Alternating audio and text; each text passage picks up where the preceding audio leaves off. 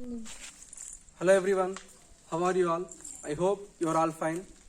Okay, in last class we discussed statements, reported speech ante direct speech ala indirect speech ala ఆ statements ఎలా రాసుకోవాలి, sentence ఎలా రాసుకోవాలి అనేది in last class we discussed.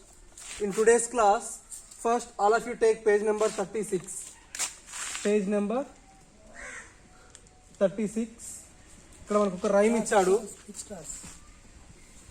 Above Ben Adhem. So మనకి ఇచ్చిన ఈరోజు రైమ్ ఏంటంటే Abou Ben అదెమ్.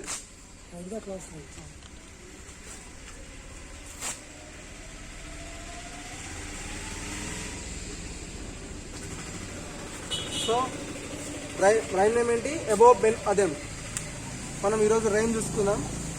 Above Ben Adhem may his tribe increase. దాని మీనింగ్ ఏంటంటే అబోవ్ బెన్ అదెమ్, అతని పేరు అది అబోవ్ బెన్ అదెమ్ అనేది. దాని మీనింగ్ ఏంటంటే మే హిస్ ట్రైబ్ అంటే అతను పాడే కష్టం, అంటే అతని యొక్క అవి ఉంటాయి కదా, అంటే అతను ఇంకా పెరగాలి, ఎదగాలి, లైఫ్లో ఇంకా ఎదగాలి ఒక మనిషి అనేది దాని మీనింగ్.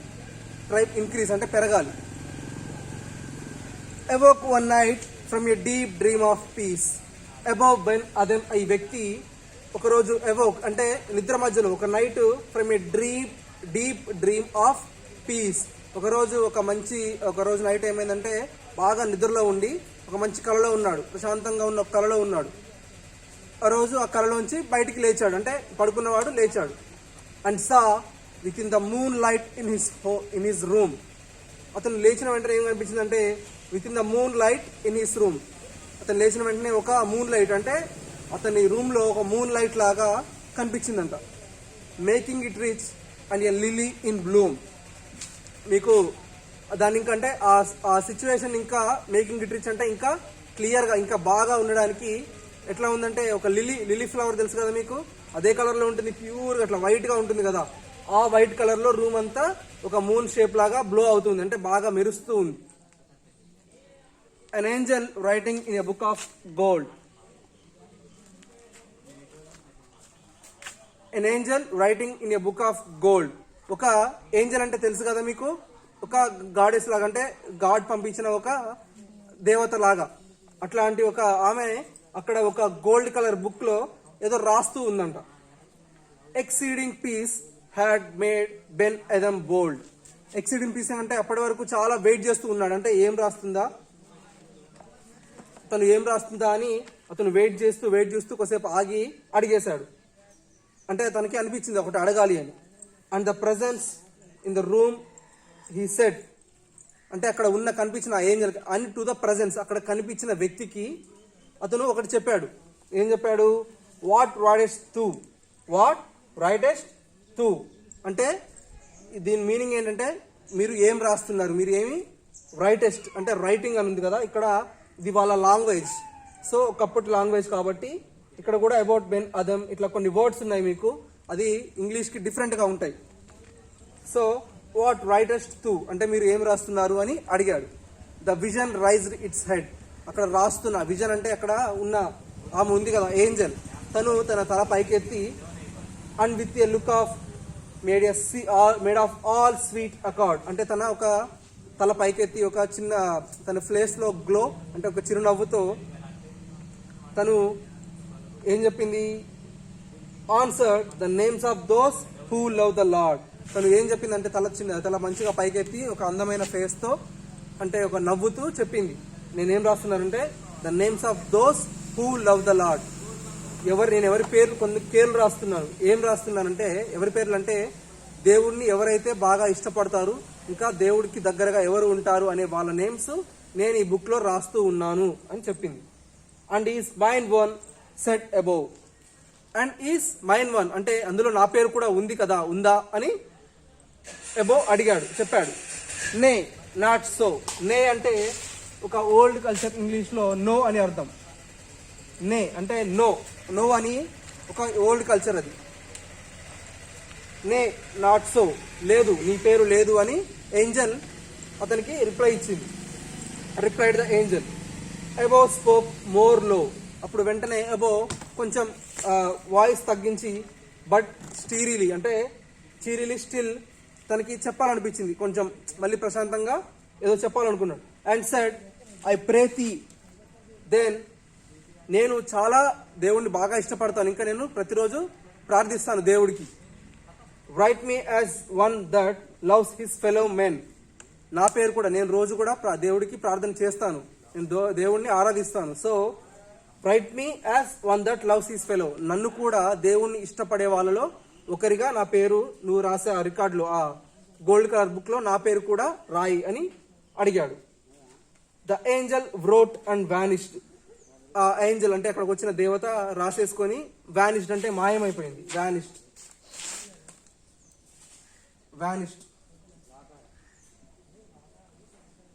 అంటే మాయమైపోవడం, డిసపియర్ అని. It came again with a great wakening light.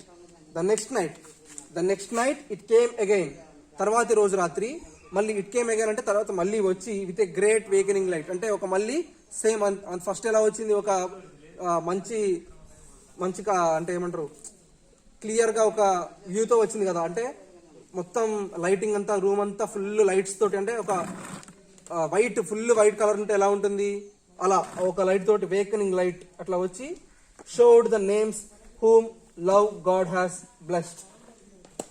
అప్పుడు అక్కడికి వచ్చి దేవుడు ఎవరినైతే అంటే బాగా దీవించాడో వాళ్ళ పేర్లు, names who love the God has blessed, దేవుడిని ఇష్టపడి ఇంకా దేవుడు బ్లెస్ చేసిన వాళ్ళు, బ్లెస్సింగ్స్ ఉంటాయి కదా, దేవుడు ఎవరినైతే దీవించాడు వాళ్ళ నేమ్స్ చూపించింది. And lo Adhem's name led all the rest. Lo అంటే ఏంటి, వెంటనే అది చూడగానే వెంటనే అతనికి ఏమనిపించింది, అదెం, ఈ అదెం అనే నేమ్, ఇతని పేరు అందరికంటే, లెడ్ అంటే పైన, అందరికంటే టాప్ లో ఇతని నేమ్ ఉంది. ఆల్ ద రెస్ట్ అంటే మిగతా వాళ్ళందరికంటే, ఆల్ ద రెస్ట్ అంటే మిగతా వాళ్ళందరికంటే పైన ఉంది. So that is the poem. So we will study, rhyme this once again. Above Ben Adam, may his tribe increase. Awoke one night from a deep dream of peace, and saw within the moonlight in his room, making it rich and like a lily in bloom, an angel writing in a book of gold, exceeding peace had made Ben Adam bold. Unto the presence in the room he said, what writest thou? The vision raised its head, and with a look made of all sweet accord, answered the names of those who love the Lord, and is mine one set above. Nay, not so, replied the angel. Above spoke more low, but cheerily still, and said, I pray thee, then write me as one that loves his fellow men. The angel wrote and vanished. The next night it came again with a great wakening light, and showed the names whom love has half God had blessed. And lo, Adam's name led all the rest. So this is how we read poem or rhymes. Okay, అర్థమైంది కదా. ఇది ఒక అతని dream దగ్గరికి ఒక Angel వచ్చి అతన్ని names రాస్తూ, మీరు నేమ్స్ ఎవరి పేర్లు రాస్తున్నావు అంటే, దేవుడు ఎవరినైతే దేవుణ్ణి బాగా ఇష్టపడతారో, ఎవరైతే దేవుణ్ణి బాగా ప్రార్థిస్తారో వాళ్ళ పేర్లు నేను రాస్తున్నా అని చెప్తే, అప్పుడు నేను కూడా దేవుడు అంటే నాకు బాగా ఇష్టం, నేను కూడా ప్రార్థిస్తానని చెప్పినప్పుడు తను అక్కడ వచ్చిన ఏంజల్ తన పేరు రాసుకొని వెళ్ళి మళ్ళీ చూపిస్తే, అప్పుడు దేవుడు బ్లెస్ చేసిన వాళ్ళలో ఫస్ట్ నేమ్ మిగతా వాళ్ళందరికంటే ఐదం నేమే ఫస్ట్ ఉందంట. So that is the poem. So we look into the meanings ఒకసారి చూసుకుందాం. Exceeding a great degree of, exceeding అంటే ఎక్కువ, ఏదైనా ఎక్సీడింగ్ అంటే చాలా ఎక్కువ అని. Lo, a word calling attention to an amazing sight. Attention అంటే ఇప్పుడు మనకి ఏదైనా కనిపించింది అనుకోండి, ఒక బ్యూటిఫుల్ ఏదైనా, ఇప్పుడు మనకి ఆకాశంలో రెయిన్బో కనిపించినప్పుడు మనం వావ్ అంటాం కదా, అట్లానే లో అనేది ఒక వర్డ్, అట్లా అది కూడా ఆ మీనింగే వస్తుంది. ఏదైనా అటెన్షన్, అమేజింగ్ సైట్, మనకి ఏదైనా బాగా బ్యూటిఫుల్ లొకేషన్ కనిపించినప్పుడు కానీ, మనకి ఇప్పుడైనా వాటర్ ఫాల్స్ చూసినప్పుడు కానీ, ఏదైనా మంచి గ్రీన్ ప్లేసెస్ చూసినప్పుడు మనకి వావ్ భలే ఉంది కదా అంటాం కదా, అట్లా లో అనేది కూడా అదొక word. Presence, the being that is present, presence అంటే అక్కడ ఉండటం. Vision, ghost or spirit, vision అంటే ఎవరు? గోస్ట్ ఆర్ స్పిరిట్, అంటే దెయ్యం కావచ్చు, లేకపోతే ఏదైనా ఆత్మ అవ్వచ్చు. కాకపోతే మనకి ది లెసన్ లో హియర్ ద ఏంజల్ అంటే ఒక దేవత. Wakening light, a bright light that woke him up. Wakening light అంటే ఒక బ్రైట్ లైట్, చాలా బ్రైట్ గా, చాలా వైట్ గా ఉండే light. Right me as one, put my name down as one. Right me as one అంటే నా పేరు కూడా ఒక లిస్ట్ లో, నేను కూడా ఒక బాధ్యునిగా రాయని చెప్పింది.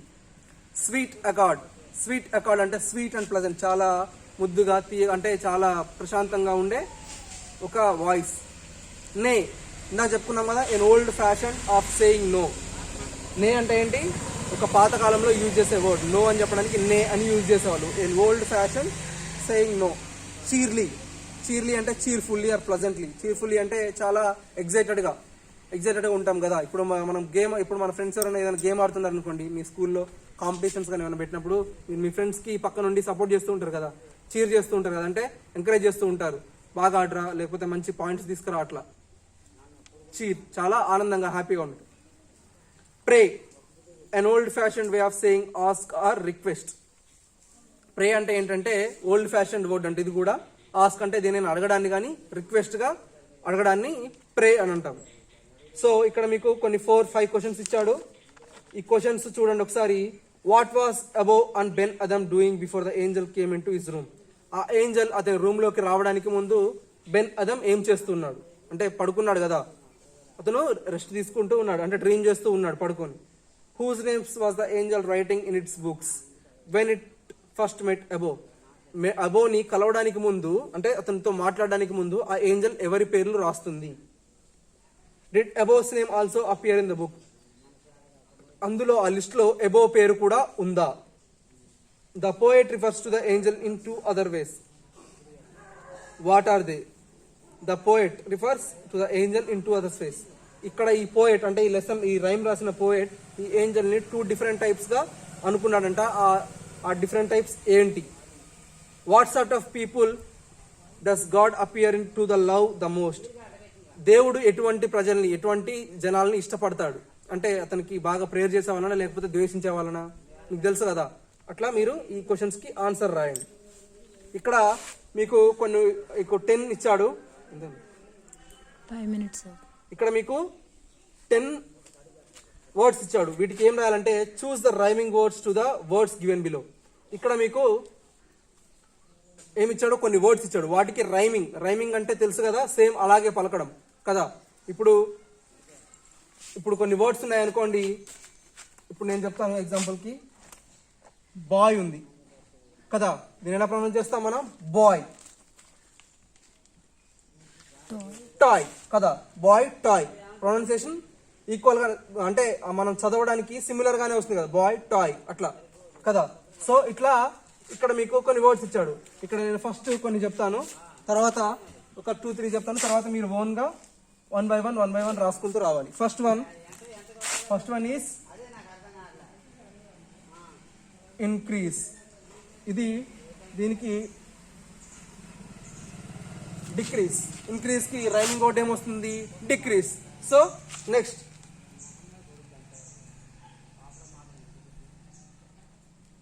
రూమ్ కి సిమిలర్ గా అంటే రైమింగ్ గా వచ్చే వర్డ్ ఏముంటుంది? గ్రూమ్ అంటే తెలుసు కదా మీకు, ఎవరు? పెళ్లి కొడుకు కదా. సో నెక్స్ట్ ఇంకొకటి కూడా వస్తుంది, మీకు ఆలోచించాలి కానీ. బ్రూమ్ అంటే తెలుసు కదా, బ్రూమ్ స్టిక్ అంటారు కదా, చీపురు. నెక్స్ట్